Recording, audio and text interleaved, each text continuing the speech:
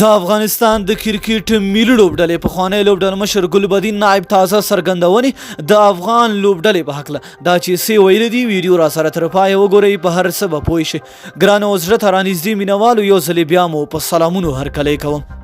ویسټ انډیز ته په 16 ورځې لوبلړۍ کې د ماتې ورکولو وروسته ګلبدین نایب په خپل ټویټر لیکلي دي چې یو موټی او غښتلی افغان لوبډله کولی شي چې هره پیاوړې لوبډله ماته کړي.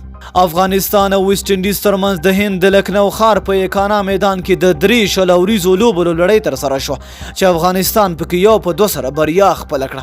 په دویمه 16 ورځه لوبه کې کریم جنت په زړه پورې توپ اچونه ترسره کړه چې 15 ویسټ انډیزي لوبغاړي وسوځول او افغان لوبډلې بریا ته ورسوله. همداراز په درېمه 16 ورځه لوبه کې بیا رحمان الله ګربز طوفاني توبهنه ترسره کړه چې د ویسټ انډیز لپاره یو ستر هدف وټاکه. همداراز نوین الحق بیا په زړه پورې توپ اچونه ترسره کړه او د درېمې لوبې په بریا کې د دواړو مهمه ونډه وه. همداراز د افغانستان او ویسټ انډیز ترمنځ د 3 ورځنیو لوبو لوبلړۍ هم ترسره شوه چې ویسټ انډیز پکې په 3-0 سره بریا خپله کړه.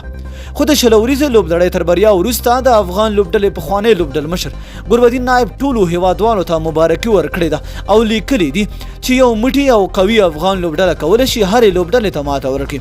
ښایي دا نوموړي له دې امله هم لیکلی وي چې د 2019 نړیوال جام کې هغه د افغان لوبډلې لوبډل مشر او په 9 لوبو کې افغان لوبډلې په هیڅ لوبه کې بریا خپله نه کړه. هغه مهال ویل کېدل چې د افغان لوبډلې ترمنځ بې اتفاقي ده او هیڅ لوبغاړي د هیواد لپاره لوبه نه کوي بلکې هر یو د خپلې ډلې لپاره لوبه کوي تر څو نور لوبغاړي خراب کړي چې په پایله کې افغان لوبډله تش لاس هیواد ته راستانه نشي.